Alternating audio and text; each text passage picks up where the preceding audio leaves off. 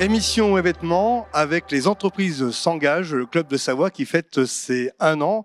Bienvenue sur le plateau de Savoie News, partenaire. Nous avons à nos côtés Thierry Potet. Bonjour. Bonjour. Vous êtes le directeur de la DDE-TSPP. Alors on va dire ce que c'est la direction départementale emploi, travail, solidarité, protection des populations de Savoie. Et puis l'animatrice de ce club, Marine Cocan, bonjour. Bonjour. Depuis 1 an, des actions sont menées. Alors, est-ce qu'on peut rappeler brièvement en quoi consiste ce club ? Le club Les Entreprises s'engagent est un club qui existe dans tous les départements de France. En Savoie, nous sommes aujourd'hui 160 entreprises et nous œuvrons pour l'inclusion, c'est-à-dire que nous sommes partis sur des sujets RH et on aide les entreprises à faire du recrutement inclusif et d'autres sujets dont on va parler tout à l'heure. Le projet est porté par l'État, bien entendu.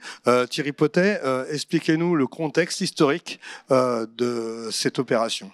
Alors, c'est un petit peu indu de dire qu'on fête le premier anniversaire, parce que c'est un dispositif qui a été lancé par le président de la République avec autour de lui une centaine d'entreprises nationales en 2018, bon, qui a mis du temps à démarrer, la crise sanitaire là-dessus, etc. Fait que réellement, on a ici redémarré ce club il y a 1 an, hein, il y a quasiment tout juste 1 an, pour le relancer et lui donner toute sa place. Et je voudrais en profiter pour dire que c'est une très belle opportunité de faire cet anniversaire ici, à la Foire de Savoie. Merci à Savoie News de nous accueillir, parce que ça nous permet d'expliquer à plus encore d'entreprises ce que c'est que l'intérêt de ce club.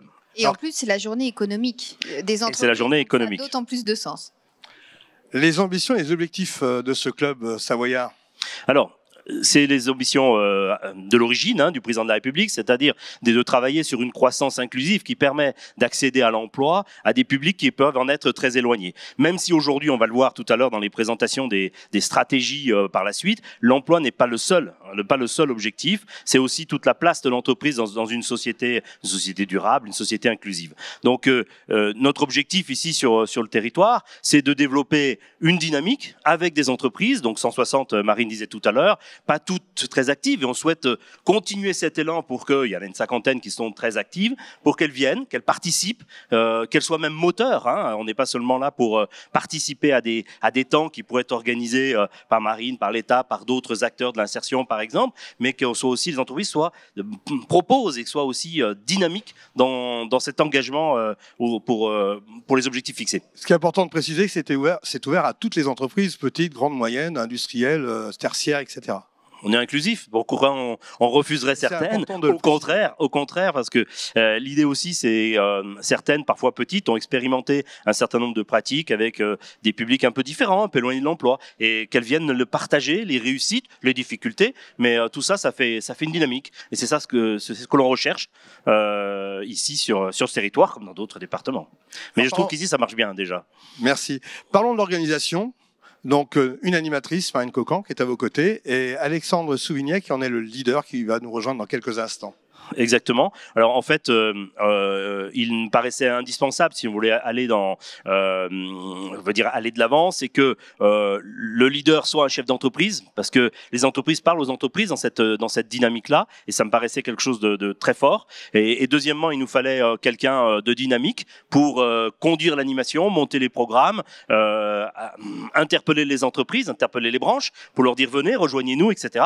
Et donc on a choisi Marine pour faire ce travail là, et ça se passe très très bien, et tous les deux je veux vraiment les remercier parce qu'il y a eu une année de collaboration un peu tripartite, même si j'ai aussi beaucoup de collaborateurs qui travaillent sur le sujet au quotidien, et c'est créé une vraie dynamique entre les trois, et je crois que on partage à 100%, je vois le leader, on partage à 100% les objectifs qui sont fixés dans ce club. Les choses ont été très vite, en 1 an, 160 adhérents, c'est beau.